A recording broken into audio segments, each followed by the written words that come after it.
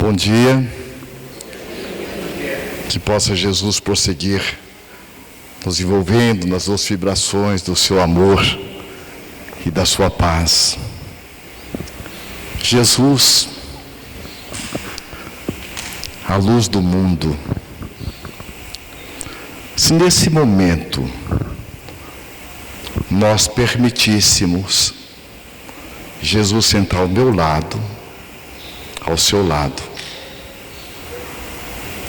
que pergunta ele lhe faria? Que somos nós quem permitimos ou não Jesus estar conosco, não é verdade? Qual pergunta ele lhe faria? Para Pedro ele perguntou: Pedro, tu me amas? Para Saulo, como colocou muito bem nosso querido César Perry: Saulo, Saulo, por que me persegues?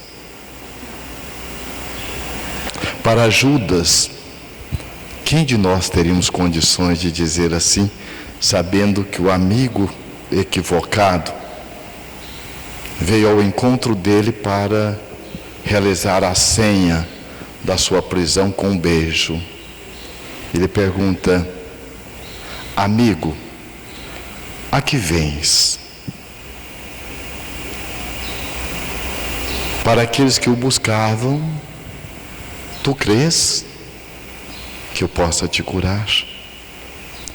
Que pergunta Jesus faria nesse momento para você, para nós? Não precisa responder, vamos pensar juntos. Por que Jesus é a luz do mundo? Emmanuel, no livro A Caminho da Luz, ele coloca que é Jesus quem recebe das mãos de Deus, poeticamente falando, a terra como sendo uma nebulosa. Imaginemos a grandeza de Jesus. E é ele, com toda a equipe de espíritos superiores, geneticistas, arquitetos, veio trabalhá-la para nos receber. Assim como hoje nós temos, somente no Mato Grosso, um alto índice de produtividade de soja, que antigamente uma soja ela tinha um baixo índice de produtividade, pegava praga e assim por diante. A Embrapa desenvolveu uma soja muito especial. O Brasil hoje é o campeão na produção da soja. Os geneticistas criaram uma soja ou trabalharam sabendo da lei da genética, aprimorando a soja? Da mesma forma, Jesus, um profundo conhecedor das leis divinas. E quanto mais nós entendemos as leis divinas, mais nós vamos desfrutar de quem realmente nós somos. Como é que funciona a lei de liberdade? Na lei de liberdade eu posso fazer o que eu quiser. Mas por que tem pessoas que têm atitudes comprometedoras, automatistas, e outras não? Aquelas que têm atitudes amorosas é porque souberam se educar dentro da lei de liberdade. Então é importante que nós nos eduquemos dentro das leis. Jesus nos coloca também, Emmanuel, numa página que se intitula A Manjedoura. Ele diz que nós poderíamos imaginar, Jesus poderia ter descido num dorsal de astros, ele poderia regimentar o maior exército se ele quisesse, porque sempre reencarnaram no seio da coletividade humana gênios tutelares: Sócrates, Pitágoras, Arquimedes, Lao Tse, Confúcio, Buda, Maomé, Moisés, mas todos esses vieram sob a tutela de Jesus, preparando o caminho para que nós pudéssemos recebê-lo. E quando ele chega, como que ele chega? Primeiro ele chega numa cidade que não era a cidade dos seus pais. E chega a sua mãe e seu pai batendo de porta em porta, pedindo guarida. Me dê um espaço, meu filho está prestes a nascer, me dê um espaço. Ninguém deu um espaço para Jesus, ninguém. E Emmanuel diz que nem uma vírgula daquilo que Jesus fez, Jesus falou, que ele vivenciou, é desprovido de um sentido ético, moral para as nossas almas. Mas quem deu o espaço para Jesus não deu do espaço da sua intimidade, como a gente dá para um ente querido, um familiar. Deu o espaço que não era o espaço da sua casa, da sua intimidade. Deu o curral, deu uma estrebaria. E Emmanuel diz que Jesus veio inaugurar para a humanidade, com o símbolo da manjedoura, a era da humildade. E como que Jesus chega? Ele chega dizendo, depois de ter mergulhado por antes 30 anos no psiquismo daqueles a quem Deus lhe confiou a tutela para poder estar agindo, nos dando tempo para que pudéssemos ganhar uma certa maturidade psicológica e espiritual, diante de um grande momento de conturbação sociocultural. E ele chega dizendo de coisas muito simples. Quando Carl Gustavo Jung vai estudar os símbolos, ele afirma que ninguém utilizou tão bem, com tamanha profundidade, os símbolos quanto Jesus. Ele chega falando do pão, do peixe, da pedra. Porque em comunicação nós aprendemos que comunicação não é o que nós falamos, é o que o outro entende. Mas Jesus não somente falava, e como a comunicação não é só a fala, e principalmente a comunicação de alma para alma, ela vai com a nossa energia mental, amorosa ou não. Para que nós possamos alcançar a intimidade do ser espiritual que todos nós somos, o amor é a base de tudo. Então Jesus, assim como nós, hoje a ciência estuda Jung, Freud, todos os outros teóricos da psicologia, Jesus também deve ser estudado na sua simplicidade, a sua profundidade. Há um pensamento da psicologia tibetana que diz a simplicidade e a complexidade que se resolveu. As pessoas que têm autoconfiança, que sabem quem é para si, para o outro e para a vida, agem com simplicidade. Aqueles de nós que temos insegurança, agimos muitas vezes com prolixidade, rebuscadamente. Então, ser simples não é sinônimo de não qualidade. E quando Jesus falava, ele não falava, como diz a benfeitora Joana de Anjos, essa benfeitora da humanidade, para nós enquanto persona.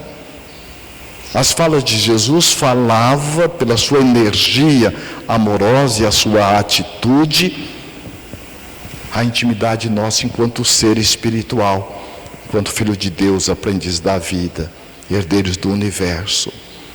Por isso que o Espírito Emmanuel fala que as palavras do Cristo são palavras de vida eterna. Por quê? Porque o bem não tem vencimento. Quantos de nós às vezes falam, olha, bem que minha mãe falava, bem que a minha mãe dizia, ou minha avó dizia. Naquele momento nós não nos demos atenção. Mas como foram palavras ditas com uma intenção e uma direção amorosa, gravou indelevelmente na intimidade das nossas almas.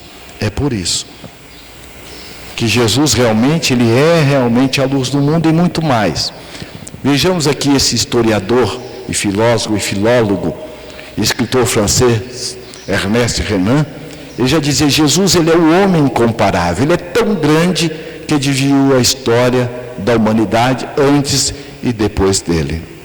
O que fez Jesus na sua grandeza? Acima de tudo, a sua coerência. O seu discurso estava congruente com a sua atitude, a sua conduta.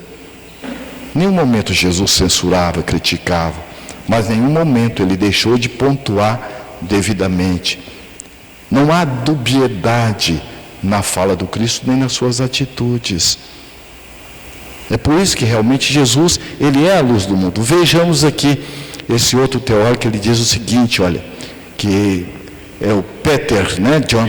Ele diz o seguinte: Jesus, o maior filósofo que já existiu, Peter Creflo, né, nos faz perceber que a figura mais importante da humanidade não somente contribuiu para a filosofia, mas também realizou a maior revolução já vista na história do pensamento humano, dando-nos as respostas seguras às questões éticas e morais mais importantes de nossas vidas.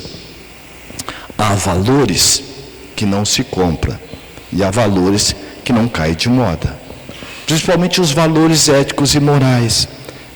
É por essa razão que Jesus, ele vem nos ajudar a nos perceber no mundo, como diz o apóstolo Paulo, mas não viver para o mundo, valorizando aquilo que é transitório na construção do despertar do espírito imortal dos nossos valores, através do exercício das virtudes, naquilo que é temporal.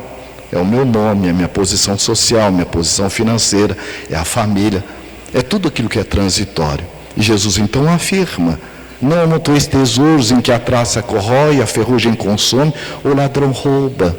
Às vezes nós ouvimos: olha, isso é muito bonito na teoria, quero ver na prática. Jesus não é teoria, Jesus é realidade, Jesus é roteiro seguro. E aí nós vamos entender mais ainda, quando lá em João, no capítulo 17, 6, olha: manifestei o teu nome aos homens que do mundo me deste, eram teus e tu nos deste, e guardaram a tua palavra. O que significa isso? Significa que antes que nós chegássemos à categoria de espíritos, Jesus já nos aguardava amorosamente para estar nos ajudando como irmão maior, como exemplo, para despertar o nosso Cristo interno, nosso Buda interno, os nossos valores do Espírito imortal. Ainda Jesus diz: em verdade vos digo que antes que Abraão existisse, eu sou. Em João capítulo 8, 58.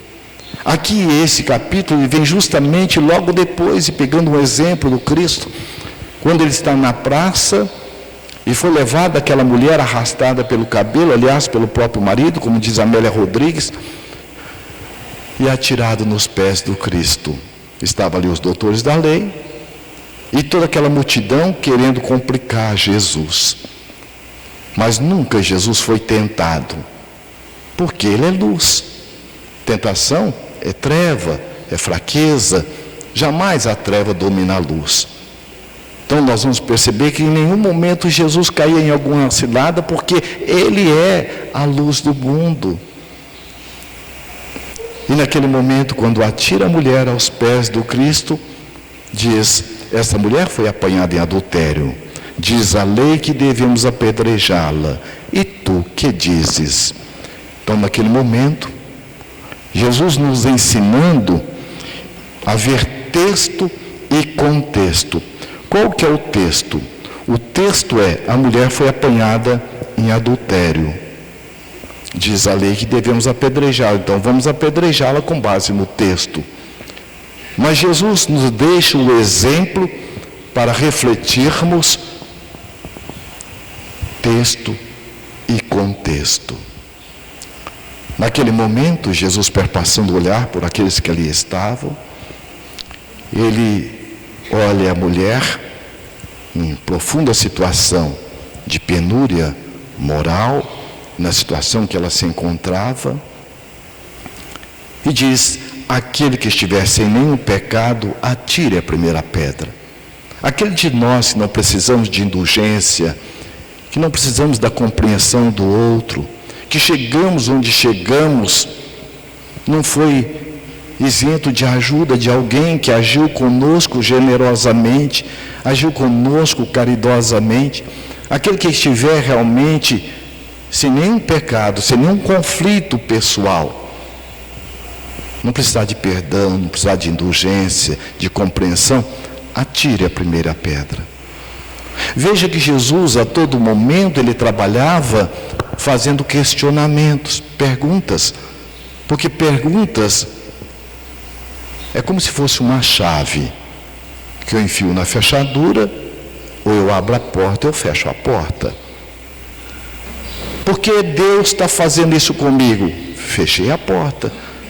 Porque não existe partidarismo, como também não existe lei do privilégio. Agora, por que eu estou nessa situação? Abri a porta. O que essa situação quer me dizer? Abrir outra porta. Como é que eu posso agir para mudar outra porta? E Jesus então perguntou, para que aqueles que ali estavam na superficialidade, na máscara, túmulos caiados por fora e cheios de podridão por dentro, Jesus vem nos falar das máscaras que nós trazemos, como nosso Leonardo colocou muito bem ontem, a questão das subpersonalidades. Muitas vezes nós somos muito severos, rígidos com o outro, mas não damos conta que o conflito é nosso. E aquele conflito que é meu, se eu não trabalho ele vai doer em momento inadequado, ou eu vou descontar em quem não tem nada a ver com isso. Então, naquele momento, Jesus, além de trabalhar num aspecto reflexivo, meditativo, ele abaixa e começa a escrever na areia os predicados menos felizes de cada um.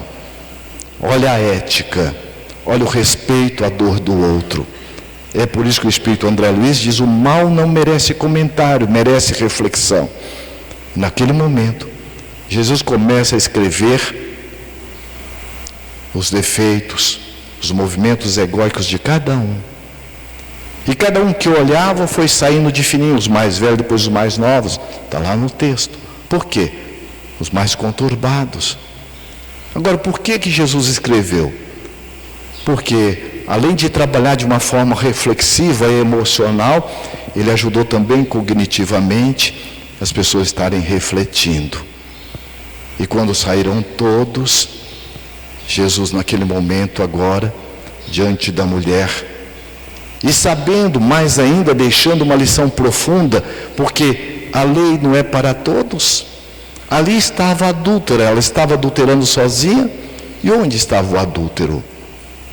Mas Jesus não se apegava às questões de menor valor. Porque quando você trabalha a intimidade do ser, numa reflexão profunda de alto amor, de autovalorização, tudo aquilo que é superficial vai se resolvendo no momento oportuno e certo. Mas daquele momento, o que ele olha? Para a mulher. Agora, qual é o olhar que Jesus tinha ou tem por todos nós? Ele olhava aquela mulher como sendo uma adúltera, uma pecadora? Ou ele olhava porque, cadê o adúltero? Por que trouxe a mulher só? Então ele, naquele momento, ele a acolhe como acolhe a todos nós, indistintamente. Porque Emmanuel também nos afirma, todos nós, de alguma forma, mais ou menos, trazemos dentro de nós essas subpersonalidades da Maria de Magdala, que buscava se atender na relação com o outro, da mulher a samaritana, no poço da água, ali do poço de Jacó, que vem o símbolo da nossa superficialidade. Porque ninguém foi criado para ficar vazio. Nós fomos criados para nos preencher. E é por isso que Jesus também ele afirma: tudo que eu faço, vós podeis fazer, e muito mais. Por que ele fala muito mais? Porque o muito mais, em outras palavras, quer dizer o seguinte: olha, a evolução ela é contínua. Mas antes ele colocou: das ovelhas que o Pai me confiou, nenhuma se perderá. Mostrando, portanto, que a evolução ela não é uma opção, ela é uma determinação divina. Todos nós, inevitavelmente, já teremos a responsabilidade amorosa de despertar o nosso Cristo interno. Então, quando Jesus olhava aquela mulher carente afetivamente, O olhar dele não era um olhar de uma adúltera, de censura, pelo contrário, é o mesmo olhar de Deus. Quando Deus nos cria sem faltar nada. Como diz nossa veneranda Joana de Ângeles no livro Amor, Imbatível Amor. Nós somos a semelhança de uma semente que trazemos dentro de nós todos os ingredientes necessários para a nossa felicidade.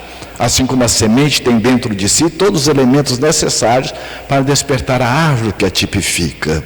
Nós somos essa semente de Deus, porque ao nos criar, Ele também nos dotou de todos os seus atributos, sabiamente, em semente, enquanto criatura.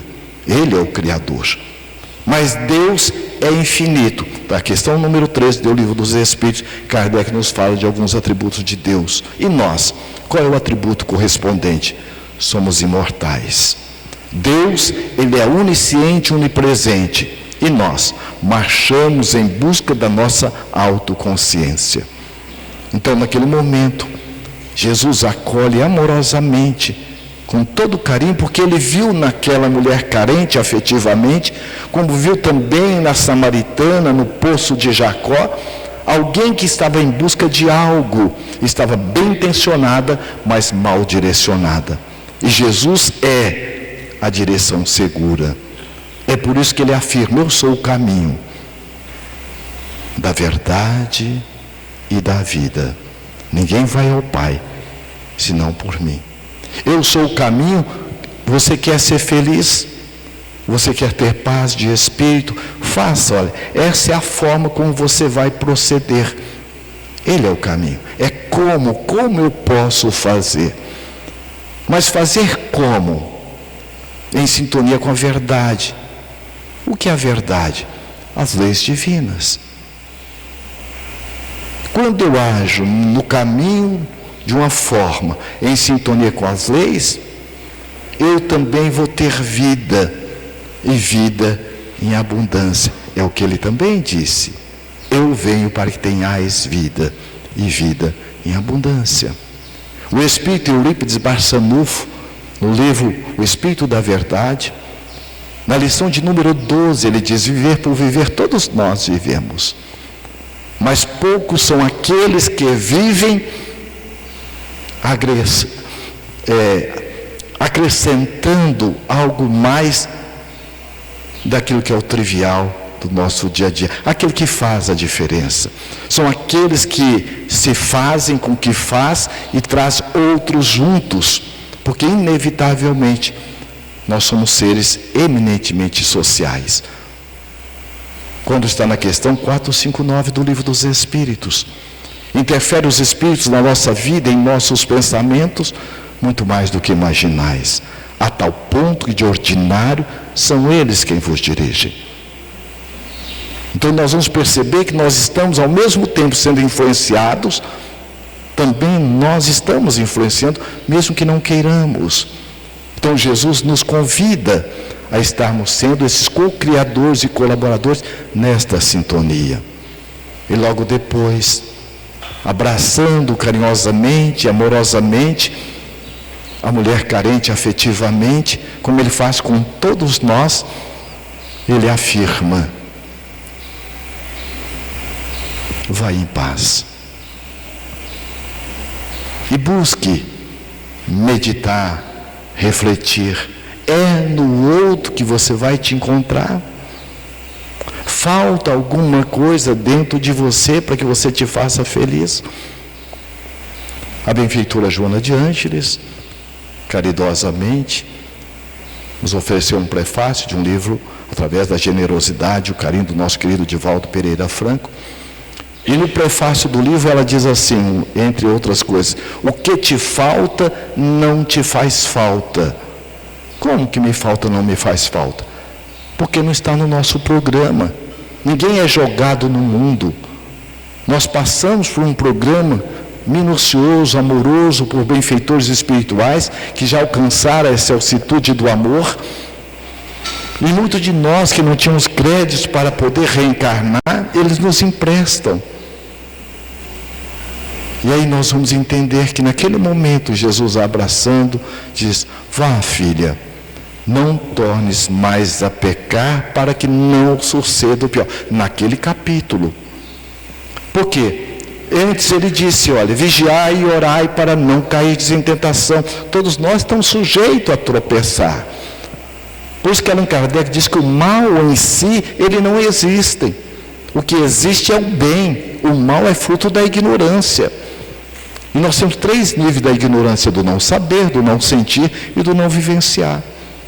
Por isso que a doutrina espírita, ela vem como sendo uma promessa de Jesus, quando ele diz: se me amais, guardai os meus mandamentos, eu rogarei ao Pai para que envie outro Consolador, para que fique eternamente convosco. Então ele é realmente uma realidade.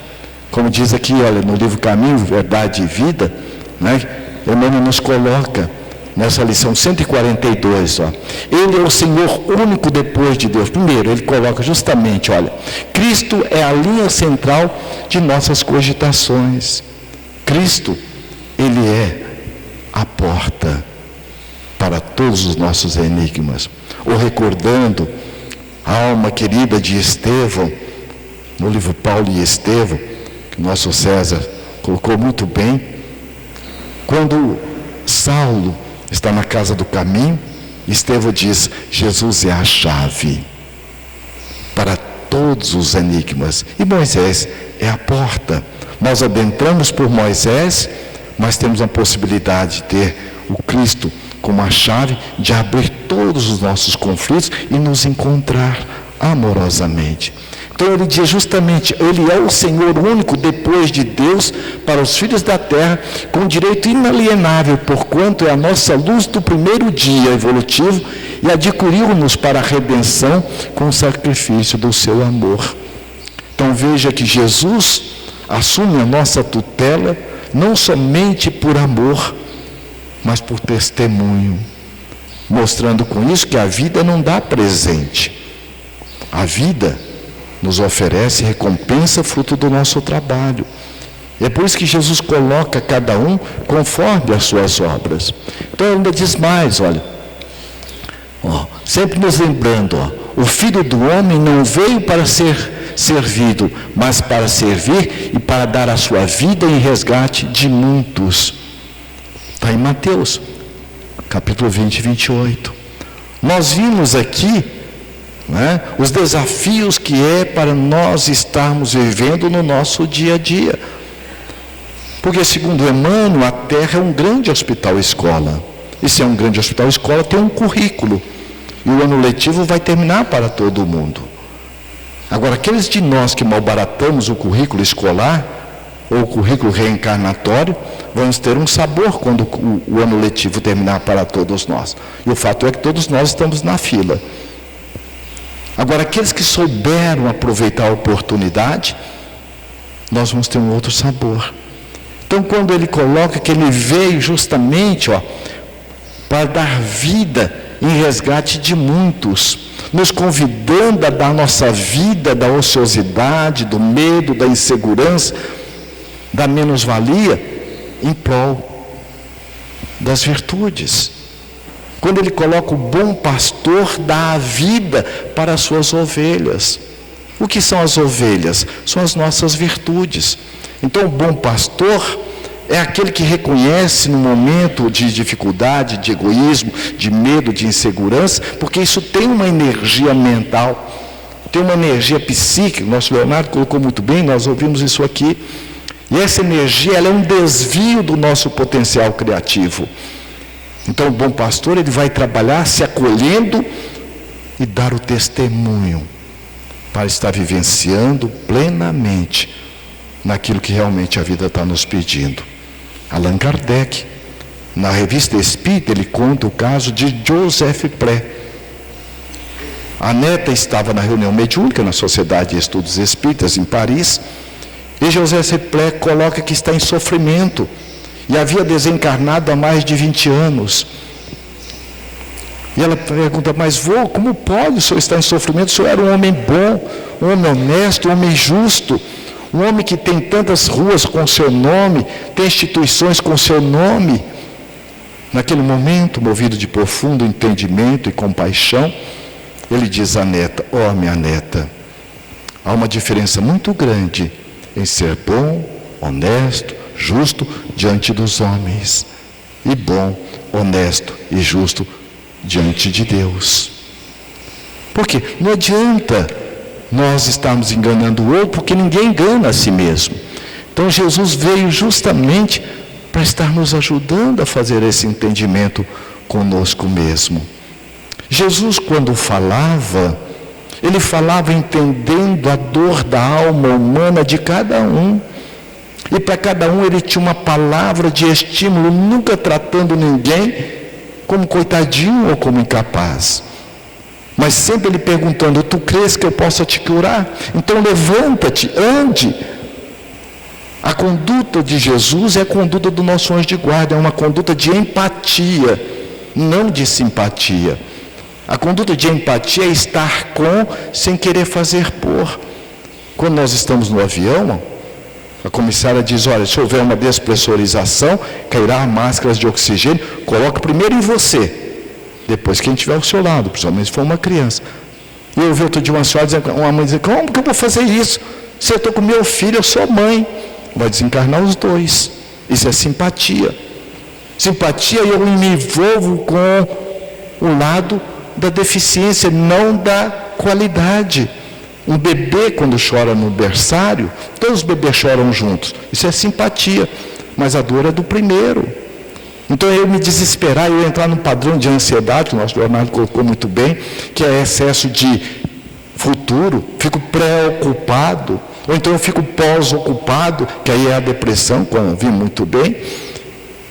A empatia é você ver o outro como Jesus olhou para todos nós, para todos os personagens, para a mulher carente afetivamente, para a samaritana, para Pedro, e a todos ele sintonizava com o que a pessoa tem de melhor, e respeitando também a lei de liberdade. Em nenhum momento Jesus teve ilusão de controle. Nós temos, e temos 3 níveis de ilusão de controle. Quero mudar o meu marido, quero mudar a minha esposa. Ninguém muda ninguém. Cada um de nós reencarnou para nos mudar a nós mesmos. É através da nossa conduta que nós vamos auxiliar o outro na mudança. A outra ilusão de controle é das circunstâncias. Eu esperava ter acontecido, isso não aconteceu. Por quê? O universo é sábio. Não cai uma folha de uma árvore sem que o Pai queira, sem que ele saiba. Nosso Leonardo colocou muito bem. Jesus nos apresenta a autoconfiança, o autoacolhimento, o autoamor. Olhai os lírios do campo, não tecem, não fiam. Ele nos recordou essa passagem.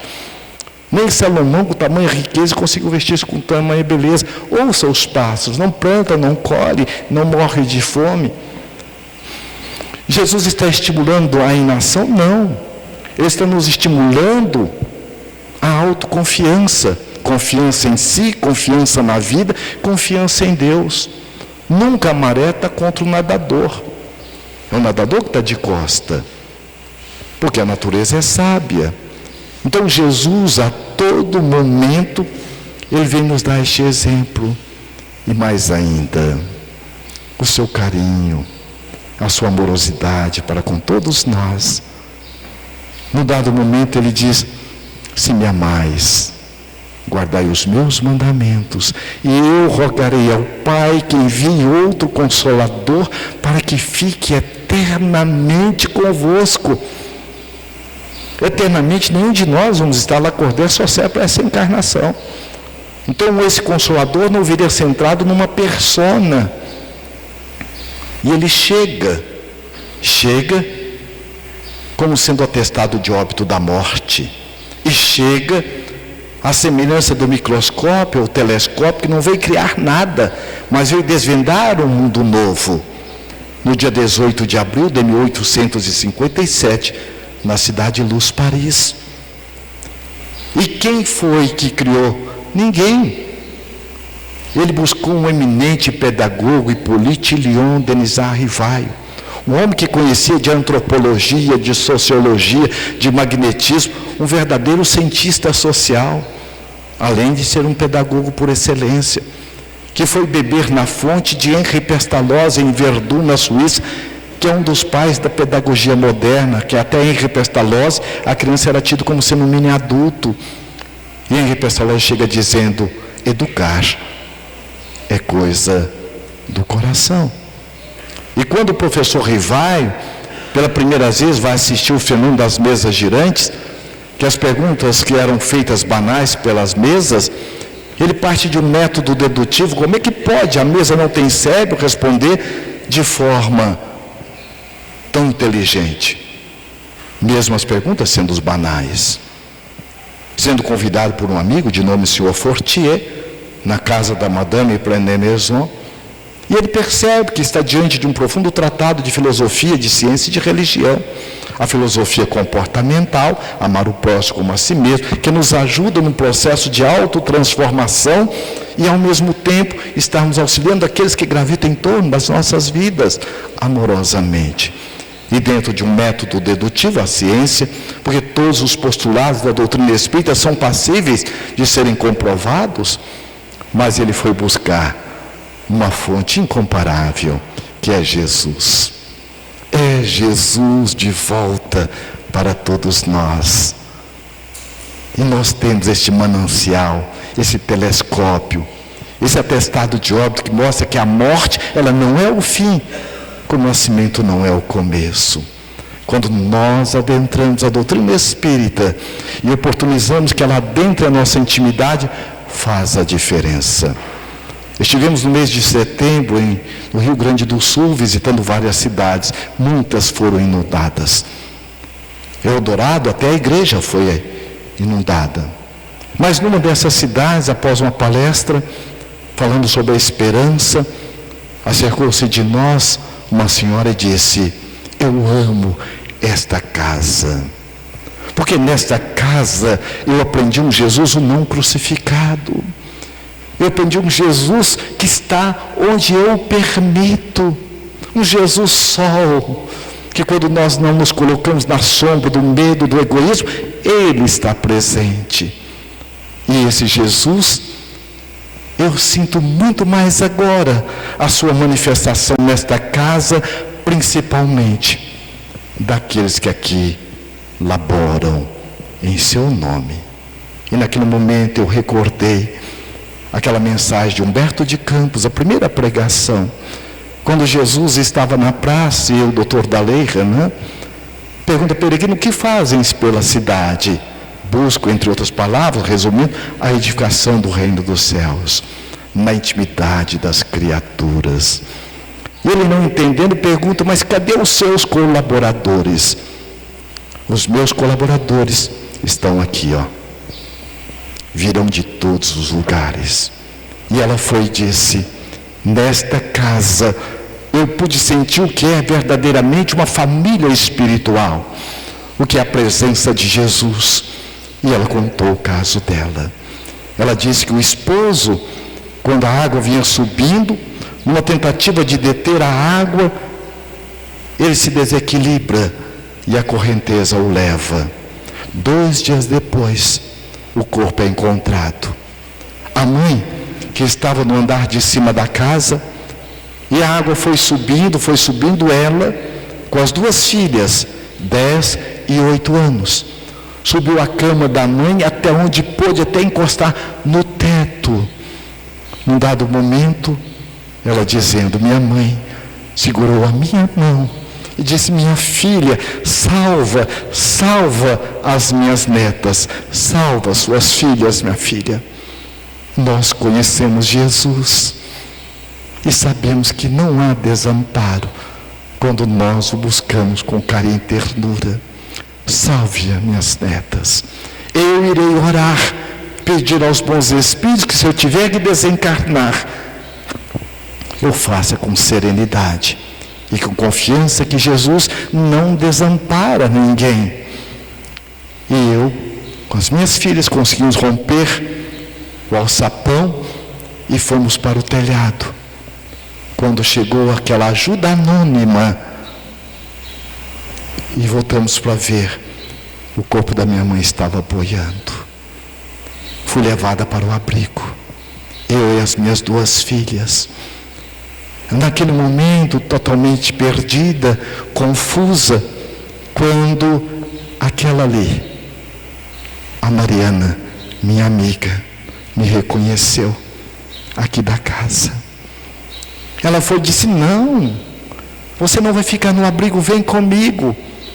O que eu tiver, divido com você, vem comigo. E ela me levou para a intimidade do seu lar.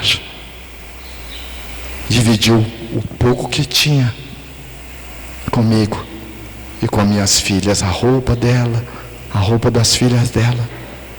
E ali eu senti Jesus. Jesus na prática, a luz do mundo.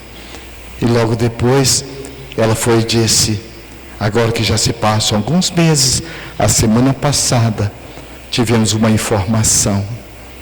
Minha mãe comunicou dizendo: filha, ninguém está desamparada diante de Jesus. E disse o meu marido, nós estamos aqui nos recuperando, mas dentro em breve estaremos juntos para sempre, porque Jesus não é separatividade. A morte não é o fim, o nascimento não é o começo. E onde estivermos, nós estaremos juntos. É Jesus. E Ele coloca: aquele que quiser vir após mim, tome a sua cruz, renuncie a si mesmo e siga-me. Que são as nossas cruzes? Os nossos conflitos. E quem de nós não os temos? Allan Kardec, na questão 132 do Livro dos Espíritos, pergunta aos benfeitores espirituais: qual o sentido da reencarnação? Expiação e provas.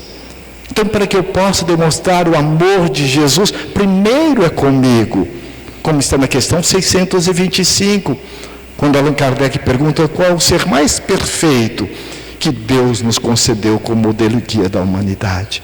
É Jesus. É Jesus. Minha mãe era uma pessoa muito simples. E ela perguntava: meu filho, por que você viaja tanto? Ah, mãe, eu viajo a serviço da federação. Você parece caixeiro viajante. E ela não entendia muito bem, tá, mas eu oro sempre por você. Eu tenho 11 irmãos, eu sou o único que estou fora. Meus irmãos moram tudo em Brasília. De 2 em 2 meses eu ia visitá-la. Minha mãe tinha um problema auditivo. Numa dessas eu estava lá na divisa do Pará. E eu acordo muito cedo. Fui ligar para minha mãe e ela não atendeu. Eu falei: mas ela vai atender. 10 minutos depois ela atendeu. Ela falou: eu estava lá limpando o quintal, varrendo as folhas. Uma coisa dentro de mim falou que você ia ligar. Pela primeira vez ela disse: que saudade, meu filho. Porque sempre ela, minha mãe, viemos de uma condição socioeconômica muito difícil, 14 filhos. Meu pai desencarna quando eu tinha 13 anos. E eu me lembro da minha mãe chorando na frente do caixão, dizendo: oh meu Deus, o que será de mim, dos meus filhos? Meu irmãozinho mais novo tinha 2 aninhos. Meu marido morreu, e agora? E agora Jesus deu conta disso. Ele nos ajudou. Mas o fato é que ela teve um câncer. E eu tinha uma vontade muito grande de abraçar minha mãe. Eu tinha um conflito emocional, porque eu tinha uma vizinha que tinha um único filho, chamava Julinho. Ele era o meu colega de capetagem. Então, eu aprontava e ele também aprontava junto. Só que a mãe dele colocava ele no colo e falava assim: Julinho, meu amor, você é o sol da minha vida. Olha o que você está fazendo. Você me envergonha desse jeito. Eu pensava assim: meu Deus, minha mãe nunca me chamou nem de vagalume, nem me deu um abraço, nunca me pôs num colo, que eu lembrasse, né? Porque ela, naturalmente, como é que ela ia me amamentar, né? O fato é que eu disse assim, que eu tinha uns 8 anos, falei assim: eu vou abraçar minha mãe. Eu gosto muito de abraçar. E eu pensei: que momento? A hora que ela estava fazendo a comida. Aí quando ela estava fazendo comida, eu fui lá, abracei ela. O que é isso? Eu corria para o quintal. O que é? Aí criança sabe quando é sim, quando é não. E ela contou uma história. Eu falei: mãe, a senhora não me abraça, a senhora nunca falou nada para mim, a dona Júlia fala isso. Ela falou, não, eu abraço. Até um certo número eu sou muito sem jeito para fazer isso. Mas eu gosto de ser abraçada. E ela contou que a mãe dela a deu para uma tia, que iria colocá-la na escola. A tia era casada, não tinha filho, mas era uma pessoa também que tinha uma criança ferida. E quando ela fez um desenho no Dia das Mães, deu para a mãe, para a tia, e foi abraçar. Falou, que bobeira, eu não sou sua mãe, o que é isso? Ficou o trauma do abraçar. Eu fui entender isso depois que ela contou, mas eu não entendi, fui entender depois quando estudando psicologia. O fato que minha irmã me ligou dizendo assim, minha mãe está te esperando para despedir de você. Ela teve um câncer 2 meses depois. Quando eu cheguei, ela não mexia nada. A minha irmã disse, bem, olha quem está aqui, eu vou acordar ele. Aí eu falei, benção mãe, peguei a mão dela para beijar. Ela abriu os olhos, oh meu filho, é você. Eu estava ali esperando para aquele abraço do fogão. Eu abracei, senti a presença do meu pai, de um irmão desencarnado. 15 minutos depois ela desencarnou. Eu estava em Matupá, fazendo um seminário. O Espírito é a vivência do amor. O que deu origem ao livro A Vivência do Amor. E quando eu coloquei essa figura, e que eu olho minha mãe entrando abraçada com meu pai, chegou até a mim, me deu um abraço, fiquei muito emocionado. Mas ela não entrou sozinha, entrou com vários familiares. E a misericórdia de Jesus, como todos nós estamos sendo abraçados agora por entes queridos nossos. Se você permitir, você vai sentir, porque aqui é um ambiente de Jesus e é terapêutico. Ela me abraçou e eu fiquei muito emocionado. Ela foi e disse, meu filho, agora eu entendo as suas viagens, mas eu tenho um recado de coração, de mãe, de alma para alma, um recado de Jesus. Jesus não recomendou que todos nós deveríamos buscar a humildade? Não foi esse exemplo que ele deu? Ele não foi o humilde por excelência? Foi, mãe, mentalmente. Então eu quero te dizer que você lembre sempre, olha, o trabalho do bem precisa muito de você. E antes que eu enchesse a bola, ela foi disso, mas você é muito mais do trabalho. Porque através do trabalho do bem você vai aurir forças para administrar os seus conflitos. E você vai ter a presença nossa e dos bons espíritos lhe ajudando. Agora eu quero lhe dizer que você está numa festa que não te pertence. Essa festa é de Jesus. O que você tem na bandeja também não é seu. Você só é um garçom numa festa que não te pertence. O que você está ofertando não é seu, porque é de Kardec e dos bons espíritos.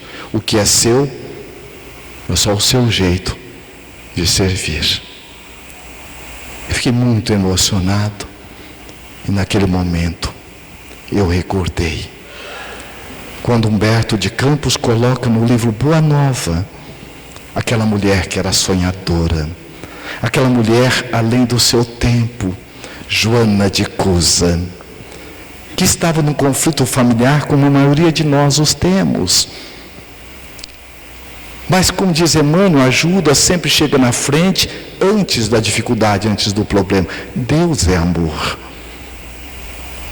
Naquele momento, aquela que a ajudava nos afazeres domésticos, Dona Joana, passa por Cafarnaum, um homem incomparável.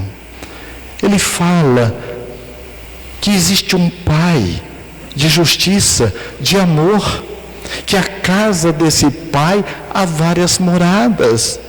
Ele diz que aqueles de nós que temos fome e sede de justiça, encontraremos aconchego no seu coração. Vamos ouvi-lo.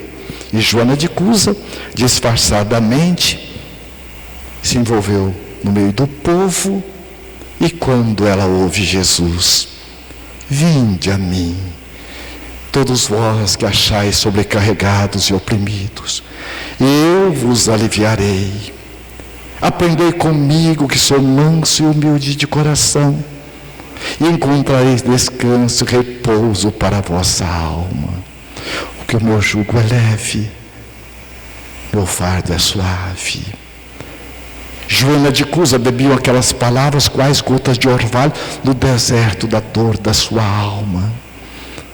Mas quando a gente quer, pela força da vontade, o universo está sempre à disposição. E ela quis. E ela ficou sabendo que aquela noite Jesus estaria na casa de Pedro. E ela foi, bateu a porta na casa de Pedro para ter um diálogo com Cristo, para que ele pudesse ajudá-la numa diretriz para a sua vida, porque Jesus é o aconchego das nossas almas, das nossas vidas. E quando ela ouve aquela voz terna, amiga, suave, canora, entre, Joana, entre, e que ela olha, é Jesus, e ela emocionada diz, mas Senhor, o Senhor me conhece. Jesus naquele momento, tocando suavemente as mãos de Joana de Cusa, aconchegando ao peito, como faz com todos nós, com o irmão mais velho, olhando nos olhos, que é a janela da alma, diz, ó Joana, minha filha, eu sou o bom pastor. E o bom pastor conhece todas as suas ovelhas, nominalmente. O seu nome, o seu nome, o seu, o meu nome. Estamos no coração de Jesus, a luz do mundo. Mas Ele está pedindo, dai-me guarida.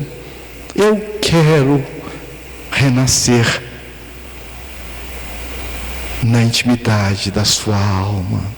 Empreste o seu olhar, o seu ouvir, as suas mãos a Jesus, porque lá fora há muita dor, há muito sofrimento, e uma carência muito grande de mãos amigas a colaborar com Jesus. Eu vi Jesus de perto, através da mão da minha amiga Mariana, que me acolheu. Que Jesus nos abençoe e guarde sempre em paz. Gratidão.